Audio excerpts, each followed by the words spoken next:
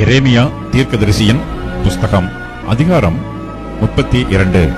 நேபுகாத்நேச்சாரின் 18ஆம் வருஷத்துக்கு சரியான யூதாவின் ராஜாவாகிய சிதேக்கியா அரசாண்ட 10ஆம் வருஷத்தில் கர்த்தரால் எரேமியாவுக்கு உண்டான வார்த்தை. அப்பொழுது பாபிலோன் ராஜாவின் சேனை எருசலேமை முற்றுகை போட்டிருந்தது. எரேமியா தீர்க்கதரிசியோ யூதா ராஜாவின் அரண்மனையில் உள்ள காவற்சாலையில் முற்றத்திலே அடைக்கப்பட்டிருந்தான். ஏனென்றால், இதோ, இந்த நகரத்தை பாபிலோன் ராஜாவின் கையில் ஒப்புக் கொடுக்கிறேன், அவன் இதை பிடிப்பான் என்று கர்த்தர் சொல்லுகிறார் என்றும், யூதாவின் ராஜாவாகிய சிதேக்கியா கல்தேயருடைய கைக்கு தப்பி போகாமல் பாபிலோன் ராஜாவின் கையில் நிச்சயமாக ஒப்புக் கொடுக்கப்படுவான். அவன் வாய் இவன் வாயோட பேசும், அவன் கண்கள் இவன் கண்களை காணும். அவன் சிதேக்கியாவை பாபிலோனுக்கு கொண்டு போவான். நான் அவனை சந்திக்கு மட்டும் அங்கே அவன் இருப்பான். நீங்கள் கல்தேயரோட யுத்தம் பண்ணினாலும் உங்களுக்கு வாய்ப்பதில்லை என்று கர்த்தர் சொல்லுகிறார் என்றும், நீ தீர்க்க தரிசனம் சொல்ல வேண்டியது என்ன என்று சொல்லி யூதாவின் ராஜாவாகிய சிதேக்கியா அங்கே அவனை அடைத்து வைத்தான். அதற்கு எரேமியா சொன்னது, கர்த்தருடைய வார்த்தை எனக்கு உண்டாகி, அவர், இதோ, உன் பெரிய தகப்பனாகிய சல்லூமின் குமாரன் அனாமயேல் உன்னிடத்தில் வந்து, ஆனதோத்தில் இருக்கிற என் நிலத்தை நீ வாங்கிக்கொள், அதை கொள்ளுகிறதற்கு உனக்கே மீட்கும் அதிகாரம் அடுத்ததென்று சொல்வான் என்று உரைத்தார். அப்படியே என் பெரிய தகப்பன் மகனாகிய அனாமயேல் கர்த்தருடைய வார்த்தையின்படி காவற்சாலையின் முற்றத்தில் என்னிடத்துக்கு வந்து, பென்யமீன் நாட்டு ஆனதோத்தூரில் உள்ள என் நிலத்தை நீர் வாங்கிக் கொள்ளும், சுதந்திர பாத்தியம் உமக்கு உண்டு, அதை மீட்கும் அதிகாரம் உமக்கு அடுத்தது, அதை வாங்கிக் கொள்ளும் என்றான். அப்பொழுது அது கர்த்தருடைய வார்த்தை என்று அறிந்து கொண்டேன். ஆகையால் என் பெரிய தகப்பன் மகனாகிய அனாமயேலின் கையில் நான் ஆனதோத்தில் இருக்கிற அவனுடைய நிலத்தை கொண்டு அதன் விலைக்கிரயமாகிய 17 சேக்கிலிடை வெள்ளியை அவனுக்கு நிறுத்துக் கொடுத்தேன்.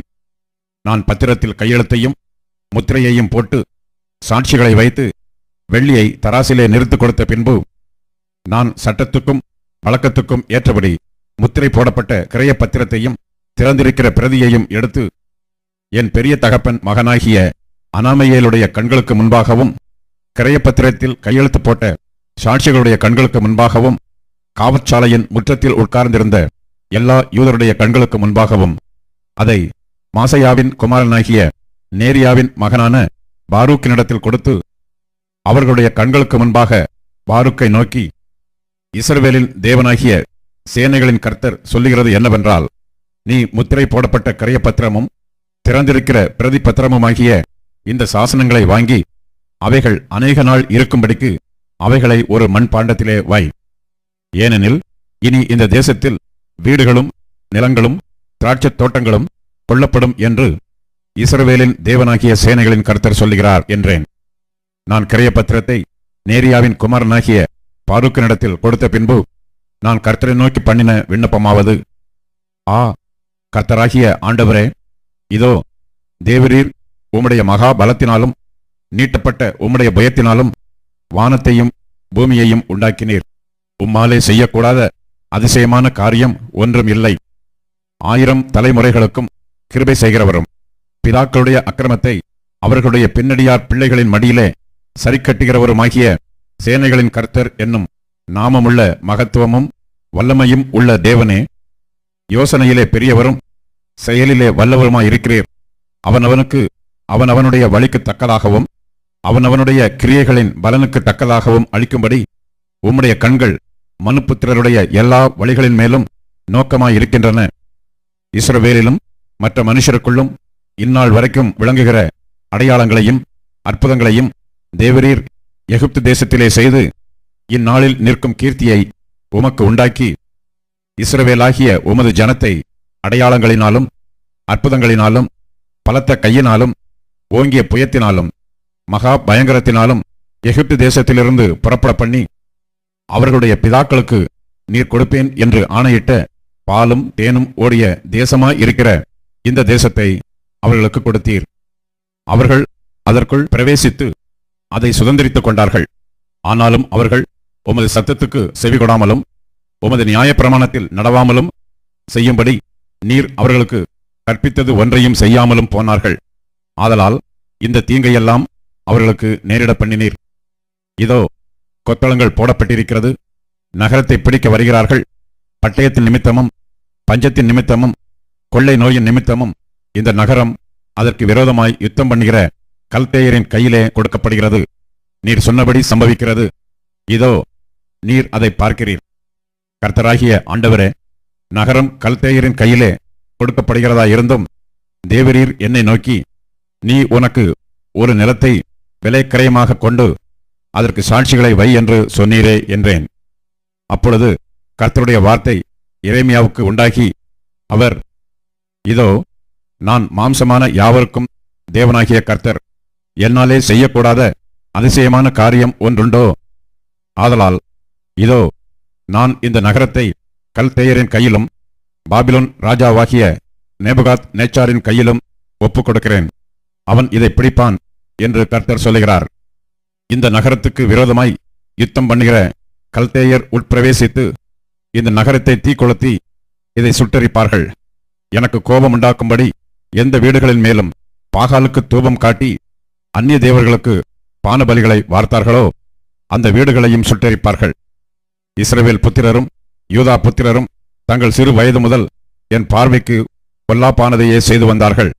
இஸ்ரவேல் புத்திரர் தங்கள் கைகளின் செய்கையினாலே எனக்கு கோபத்தையே உண்டாக்கி வந்தார்கள் என்று கர்த்தர் சொல்லுகிறார். அவர்கள் இந்த நகரத்தை கட்டின நாள் முதற்கொண்டு இந்நாள் வரைக்கும் அது எனக்கு கோபம் உண்டாகவும் எனக்கு உக்கிரம் உண்டாகவும் நான் அதை என் முகத்தை விட்டு அகற்றுகிறதற்கு ஏதுவாகவும் இருந்தது. எனக்கு கோபம் உண்டாகும்படிக்கு இஸ்ரவேல் புத்திரரும் யூதா புத்திரரும் அவர்கள் ராஜாக்களும் அவர்கள் பிரபுக்களும் அவர்கள் ஆசாரியர்களும் அவர்கள் தீர்க்கதரிசிகளும் யூதாவின் மனுஷரும் எருசலேமின் குடிகளும் செய்த எல்லா பொல்லாப்பின் நிமித்தமும் இப்படி நடக்கும். முகத்தை அல்ல முதுகை எனக்கு காட்டினார்கள். நான் ஏற்கனவே அவர்களுக்கு உபதேசித்தும் அவர்கள் புத்தியை ஏற்றுக்கொள்ள செவிகொடாமற் போனார்கள். அவர்கள் என் நாமம் தரிக்கப்பட்ட ஆலயத்தை தீட்டுப்படுத்தும்படிக்கு தங்கள் அருவருப்புகளை அதிலே வைத்தார்கள். அவர்கள் மோளகிக்கென்று தங்கள் குமாரரையும் தங்கள் குமாரத்திகளையும் தீக்கடக்க பண்ணும்படி இன்னோமுடைய குமாரனின் பள்ளத்தாக்கில் இருக்கிற பாகாலின் மேடைகளை கட்டினார்கள். யூதாவை பாவம் செய்ய பண்ணுவதற்கு அவர்கள் இந்த அருவருப்பான காரியத்தை செய்ய வேண்டும் என்று நான் அவர்களுக்கு கற்பித்ததுமில்லை, அது என் மனதிலே தோன்றினதுமில்லை.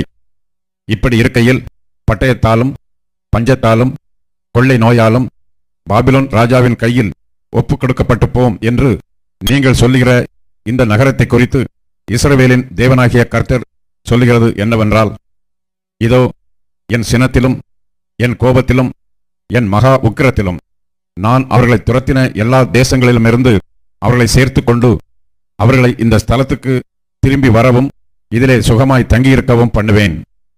அவர்கள் என் ஜனமாயிருப்பார்கள், நான் அவர்கள் தேவனாயிருப்பேன். அவர்கள் தங்களுக்கும் தங்கள் பின்னடியாருக்கும் தங்கள் பிள்ளைகளுக்கும் நன்மை உண்டாகும்படி சகல நாட்களிலும் எனக்கு பயப்படும்படிக்கு நான் அவர்களுக்கு ஒரே இருதயத்தையும் ஒரே வழியையும் கட்டளையிட்டு அவர்களுக்கு நன்மை செய்யும்படி நான் அவர்களை விட்டு பின்வாங்குவது இல்லை என்கிற நித்திய உடன்படிக்கையை அவர்களோட பண்ணி அவர்கள் என்னை விட்டு அகன்று போகாதபடிக்கு எனக்கு பயப்படும் பயத்தை அவர்கள் இருதயத்திலே வைத்து அவர்களுக்கு நன்மை செய்யும்படி அவர்கள் மேல் சந்தோஷமாயிருந்து என் முழு இருதயத்தோடும் என் முழு ஆத்மாவோடும் அவர்களை இந்த தேசத்திலே நிச்சயமாய் நாட்டுவேன். நான் இந்த ஜனத்தின் மேல் இந்த பெரிய தீங்கையெல்லாம் வரப்பண்ணினது போல அவர்களை குறித்து சொன்ன எல்லா நன்மையையும் அவர்கள் மேல் வரப்பண்ணுவேன் என்று கர்த்தர் சொல்லுகிறார். மனுஷனும் மிருகமும் இல்லாதபடிக்கு பாழாய் போயிற்று என்றும் கல்தேயரின் கையிலே ஒப்புக் கொடுக்கப்பட்டு போயிற்று என்றும் நீங்கள் சொல்லுகிற இந்த தேசத்திலே நிலங்கள் கொள்ளப்படும். பென்யமீன் தேசத்திலும் எருசலேமின் சுற்றுப்புறங்களிலும் யூதாவின் பட்டணங்களிலும் மலைக்காடான பட்டணங்களிலும் பள்ளத்தாக்கான பட்டணங்களிலும் தென்திசை பட்டணங்களிலும் நிலங்கள் விலைக்கிரயமாக கொள்ளப்படுகிற பத்திரங்களில் கையெழுத்து போடுகிறதும் முத்திரையிடுகிறதும் அதற்கு சாட்சி வைக்கிறதும் உண்டாயிருக்கும். அவர்கள் சிறையிருப்பை திருப்புவேன் என்று கர்த்தர் சொல்லுகிறார் என்றார். எரேமியா தீர்க்கதரிசியின் புஸ்தகம் அதிகாரம் 33. எரேமியா இன்னும் காவற்சாலையின் முற்றத்திலே அடைக்கப்பட்டிருக்கையில் கர்த்தருடைய வார்த்தை இரண்டாம் தரம் அவனுக்கு உண்டாகி, அவர் இதை செய்கிற கர்த்தருமாய், இதை திடப்படுத்தும்படிக்கு இதை உருவேற்படுத்துகிற கர்த்தருமாய் இருக்கிற யெகோவா என்னும் நாமமுள்ளவர் சொல்லுகிறது என்னவென்றால், என்னை நோக்கி கூப்பிடு, அப்பொழுது நான் உனக்கு உத்தரவு கொடுத்து நீ அறியாததும் உனக்கு எட்டாததுமான பெரிய காரியங்களை உனக்கு அறிவிப்பேன். எதிர்கொத்தளங்களினாலும் பட்டயத்தாலும் இடிக்கப்பட்டவைகளாகிய இந்த நகரத்தின் வீடுகளையும் யூதா ராஜாக்களின் வீடுகளையும் குறித்து, இந்த நகரத்தின் எல்லா பொல்லாப்பின் நிமித்தமும் நான் என் முகத்தை மறைத்தபடியினாலே, என் கோபத்திலும் உக்கிரத்திலும் வெட்டுண்ட மனுஷ பிரேதங்களினாலே அவைகளை நான் நிரப்பும்படியாகவே அவர்கள் கல்தேயரோட யுத்தம் பண்ண போகிறார்கள். இதோ, நான் அவர்களுக்கு சௌக்கியமும் ஆரோக்கியமும் வரப்பண்ணி அவர்களை குணமாக்கி அவர்களுக்கு பரிபூர்ண சமாதானத்தையும் சத்தியத்தையும் வெளிப்படுத்துவேன்.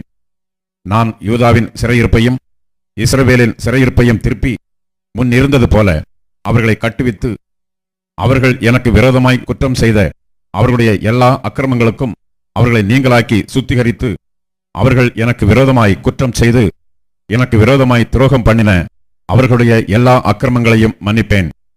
நான் அவர்களுக்கு செய்யும் நன்மையை எல்லாம் கேட்கப் போகிற பூமியின் எல்லா ஜாதிகளுக்கு முன்பாக அது எனக்கு மகிழ்ச்சியுள்ள கீர்த்தியாயும் புகழ்ச்சியாயும் மகிமையாயும் இருக்கும். நான் அவர்களுக்கு அருளிச் செய்யும் எல்லா நன்மையின் நிமித்தமும் எல்லா சமாதானத்தின் நிமித்தமும் இவர்கள் பயந்து நடுங்குவார்கள் என்று இஸ்ரவேலின் தேவனாகிய கர்த்தர் சொல்லுகிறார். மனுஷன் இல்லாமலும் மிருகம் இல்லாமலும் அவாந்தர வெளியாய் கிடக்கிறது என்று நீங்கள் சொல்லுகிற இவ்விடத்திலும் யூதாவின் பட்டணங்களிலும் மனுஷனாவது மிருகமாவது இல்லாத பாழான எருசலேமின் வீதிகளிலும் இன்னும் களிப்பின் சத்தமும் மகிழ்ச்சியின் சத்தமும் மணவாளனின் சத்தமும் மணவாட்டியின் சத்தமும் சேனைகளின் கர்த்தரை துதியுங்கள், கர்த்தர் நல்லவர், அவர் கிருபை என்றுமுள்ளது என்று சொல்லுகிறவர்களின் சத்தமும், கர்த்தருடைய ஆலயத்துக்கு ஸ்தோத்திர பலிகளை கொண்டு வருகிறவர்களின் சத்தமும் கேட்கப்படும் என்று கர்த்தர் சொல்லுகிறார். அவர்கள் முன்னிருந்தது போல் இருக்கும்படி தேசத்தின் சிறையிருப்பை திருப்புவேன் என்று கர்த்தர் சொல்லுகிறார். மனுஷனும் மிருகமும் இல்லாமல் அவாந்தர வெளியாய் கிடைக்கிற இவ்விடத்திலும் இதற்கடுத்த பட்டணங்களிலும் ஆட்டு மந்தையை மேய்த்து மடக்குகிற மேய்ப்பர்களின் தாபரங்கள் உண்டாயிருக்கும் என்று சேனைகளின் கர்த்தர் சொல்லுகிறார். மலைத்தேசமான பட்டணங்களிலும் பள்ளத்தாக்குகளான பட்டணங்களிலும் தென்திசை பட்டணங்களிலும் பென்யமீன் நாட்டிலும் எருசலேமின் சுற்றுப்புறங்களிலும் யூதாவின் பட்டணங்களிலும் ஆட்டு மந்தைகள் தங்களை தொகையிடுகிறவனுடைய கைக்குள்ளாக கடந்து வரும் என்று கர்த்தர் சொல்லுகிறார். இதோ, நாட்கள் வரும் என்று கர்த்தர் சொல்லுகிறார். அப்பொழுது நான் இஸ்ரவேலின் குடும்பத்துக்கும் யூதாவின் குடும்பத்துக்கும் சொன்ன நல்வார்த்தையை நிறைவேற்றுவேன். அந்நாட்களிலும் அக்காலத்திலும் தாவீதுக்கு நீதியின் கிளையை முளைக்க பண்ணுவேன். அவர் பூமியிலே நியாயத்தையும் நீதியையும் நடப்பிப்பார். அந்நாட்களில் யூதா ரட்சிக்கப்பட்டு எருசலேம் சுகமாய் தங்கும். அவர் எங்கள் நீதியாயிருக்கிற கர்த்தர் என்பது அவருடைய நாமம். இஸ்ரவேல் வம்சத்தின் சிங்காசனத்தின் மேல் உட்காரத்தக்க புருஷன் தாவீதுக்கு இல்லாமற் போவதில்லை. தகன பலியிட்டு போஜன பலி செலுத்தி நாள்தோறும் பலியிடும் புருஷன் எனக்கு முன்பாக ஆசாரியருக்கும் லேவியருக்கும் இல்லாமற் போவதில்லை என்று கர்த்தர் சொல்லுகிறார் என்றார். பின்னும் எரேமியாவுக்கு கர்த்தருடைய வார்த்தை உண்டாகி, அவர் குறித்த நேரங்களில் பகற்காலமும் இராக்காலமும் உண்டாகாதபடிக்கு நீங்கள் பகற்காலத்தை குறித்து நான் பண்ணின உடன்படிக்கையையும் இராக்காலத்தை குறித்து நான் பண்ணின உடன்படிக்கையையும் அவமாக்கினால், அப்பொழுது என் தாசனாகிய தாவீதோடே நான் பண்ணின உடன்படிக்கையும் அவன் சிங்காசனத்தில் அரசாளும் குமாரன் அவனுக்கு இல்லாமற் போகும்படியாக அவமாகும். என் ஊழியக்காரராகிய லேவியரோடும் ஆசாரியரோடும் நான் பண்ணின உடன்படிக்கையும் அப்பொழுது அவமாகும். வானத்து நட்சத்திரங்கள் எண்ணப்படாததும் கடற்கரை மணல் அளக்கப்படாததுமாய் இருக்கிறது போல நான் என் தாசனாகிய தாவீதின் சந்ததியையும் எனக்கு ஊழியம் செய்கிற லேவியரையும் வர்த்திக்க பண்ணுவேன் என்று கர்த்தர் சொல்லுகிறார் என்றார். பின்னும் எரேமியாவுக்கு கர்த்தருடைய வார்த்தை உண்டாகி, அவர் கர்த்தர் தெரிந்து கொண்ட 2 வம்சங்களையும் வெறுத்து போட்டார் என்று இந்த ஜனம் சொல்லி, தங்களுக்கு முன்பாக என் ஜனம் இனி ஒரு ஜாதி அல்ல என்று அதை தூசிக்கிறார்கள் என்பதை நீ காண்கிறதில்லையோ? வானத்துக்கும் பூமிக்கும் குறித்திருக்கிற நியமங்களை நான் காவாமல் பகற்காலத்தையும் இராக்காலத்தையும் குறித்து நான் பண்ணின உடன்படிக்கை அற்றுப்போகிறது உண்டானால், அப்பொழுது நான் யாக்கோபின் சந்ததியையும் என் தாசனாகிய தாவீதின் சந்ததியையும் தள்ளி நான் ஆபிரகாம், ஈசாக்கு, யாக்கோபு என்பவர்களின் சந்ததியை ஆளத்தக்கவர்களை அதிலிருந்து எடுக்காதபடிக்கு வெறுத்து போடுவேன். அவர்களுடைய சிறையிருப்பை நான் திருப்பி அவர்களுக்கு இறங்குவேன் என்று கர்த்தர் சொல்லுகிறார் என்றார். எபிரேயருக்கு எழுதின நிருபம் அதிகாரம் 9. அன்றியும் முதலாம் உடன்படிக்கையானது ஆராதனைக்கேற்ற முறைமைகளும் பூமிக்குரிய பரிசுத்த ஸ்தலமும் உடையதாயிருந்தது. எப்படியெனில் ஒரு கூடாரம் உண்டாக்கப்பட்டிருந்தது. அதன் முந்தின பாகத்தில் குத்துவிளக்கும் மேஜையும் தேவ சமூக தப்பங்களும் இருந்தன. அது பரிசுத்த ஸ்தலம் என்னப்படும். இரண்டாம் திரைக்குள்ளே மகா பரிசுத்த ஸ்தலம் என்னப்பட்ட கூடாரம் இருந்தது. அதிலே பொன்னார் செய்த தூப கலசமும் முழுவதும் பொற்றகடு பொதிந்திருக்கப்பட்ட உடன்படிக்கை பெட்டியும் இருந்தன. அந்த பெட்டியிலே மன்னா வைக்கப்பட்ட பொற்பாத்திரமும் ஆரோனுடைய தளிர்த்த கோலும் உடன்படிக்கையின் கற்பலகைகளும் இருந்தன. அதற்கு மேலே மகிமையுள்ள கேருபீன்கள் வைக்கப்பட்டு கிருபாசனத்தை நிழல் இட்டிருந்தன. இவைகளை குறித்து விவரமாய் பேச இப்பொழுது சமயமில்லை. இவைகள் இவ்விதமாய் ஆயத்தமாக்கப்பட்டிருக்க ஆசாரியர்கள் ஆராதனை முறைமைகளை நிறைவேற்றும்படிக்கு முதலாம் கூடாரத்திலே நித்தமும் பிரவேசிப்பார்கள். இரண்டாம் கூடாரத்திலே பிரதான ஆசாரியன் மாத்திரம் வருஷத்திற்கு ஒரு தரம் இரத்தத்தோடு பிரவேசித்து அந்த இரத்தத்தை தனக்காகவும் ஜனங்களுடைய தப்பிதங்களுக்காகவும் செலுத்துவான். அதனாலே முதலாம் கூடாரம் நிற்குமளவும் பரிசுத்த ஸ்தலத்துக்கு போகிற மார்க்கம் இன்னும் வெளிப்படவில்லை என்று பரிசுத்த ஆவியானவர் தெரியப்படுத்தியிருக்கிறார். அந்த கூடாரம் இக்காலத்திற்கு உதவுகிற ஒப்பனையாயிருக்கிறது. அதற்கேற்றபடியே செலுத்தப்பட்டு வருகிற காணிக்கைகளும் பலிகளும் ஆராதனை செய்கிறவனுடைய மனச்சாட்சியை பூரணப்படுத்தக்கூடாதவைகளாம். இவைகள் சீர்திருத்தல் உண்டாகும் காலம் வரைக்கும் நடந்தேறும்படி கட்டளையிடப்பட்ட போஜன பானங்களும் பலவித ஸ்நானங்களும் சரீரத்திற்கேற்ற சடங்குகளுமே அல்லாமல் வேறல்ல. கிறிஸ்துவானவர் வரப்போகிற நன்மைகளுக்குரிய பிரதான ஆசாரியராய் வெளிப்பட்டு கையினால் செய்யப்பட்டதாகிய இந்த சிருஷ்டி சம்பந்தமான கூடாரத்தின் வழியாக அல்ல, பெரிதும் உத்தமமான கூடாரத்தின் வழியாகவும் வெள்ளாட்டுக்கடா, இளங்காளை இவைகளுடைய இரத்தத்தினாலே அல்ல, தம்முடைய சொந்த இரத்தத்தினாலும் ஒரே தரம் மகா பரிசுத்த ஸ்தலத்திலே பிரவேசித்து நித்திய மீட்பை உண்டு பண்ணினார்.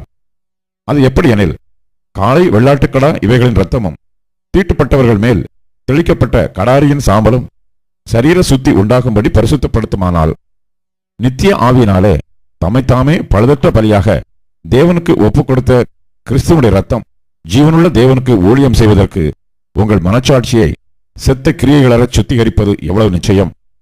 ஆகையால் முதலாம் உடன்படிக்கையின் காலத்திலே நடந்த அக்கிரமங்களை நிவர்த்தி செய்யும் பொருட்டு அவர் மரணமடைந்து அழைக்கப்பட்டவர்கள் வாக்குத்தத்தம் பண்ணப்பட்ட நித்திய சுதந்திரத்தை அடைந்து கொள்வதற்காக புது உடன்படிக்கையின் மத்தியஸ்தராய் இருக்கிறார். ஏனென்றால் எங்கே மரண சாதனம் உண்டோ அங்கே அந்த சாதனத்தை எழுதினவனுடைய மரணமும் உண்டாக வேண்டும். எப்படி எனில், மரணம் உண்டான பின்பே மரண சாதனம் உறுதிப்படும். அதை எழுதினவன் உயிரோடு இருக்கையில் அதற்கு பலன் இல்லையே. அந்தப்படி முதலாம் உடன்படிக்கையும் இரத்தமில்லாமல் பிரதிஷ்டை பண்ணப்படவில்லை. எப்படி எனில், மோசே நியாயப்பிரமாணத்தின்படி சகல ஜனங்களுக்கும் எல்லா கட்டளைகளையும் சொன்ன பின்பு இளங்காளை வெள்ளாட்டுக்கடா இவைகளின் இரத்தத்தை தண்ணீரோடும் சிவப்பான ஆட்டு மயிரோடும் ஈசோப்போடும் கூட எடுத்து புஸ்தகத்தின் மேலும் ஜனங்கள் எல்லாரும் மேலும் தெளித்து, தேவன் உங்களுக்கு கட்டளையிட்ட உடன்படிக்கையின் இரத்தம் இதுவே என்று சொன்னான். இவ்விதமாக கூடாரத்தின் மேலும் ஆராதனைக்குரிய சகல பணிமுட்டுகளின் மேலும் இரத்தத்தை தெளித்தான். நியாயப்பிரமாணத்தின்படி கொஞ்சம் குறைய எல்லாம் இரத்தத்தினாலே சுத்திகரிக்கப்படும். இரத்தம் சிந்துதல் இல்லாமல் மன்னிப்பு உண்டாகாது. ஆதலால் பரலோகத்தில் உள்ளவைகளுக்கு சாயலானவைகள் இப்படிப்பட்ட பலிகளினாலே சுத்திகரிக்கப்பட வேண்டியதாய் இருந்தது. பரலோகத்தில் உள்ளவைகளோ இவைகளிலும் விசேஷித்த பலிகளாலே சுத்திகரிக்கப்பட வேண்டியதாமே.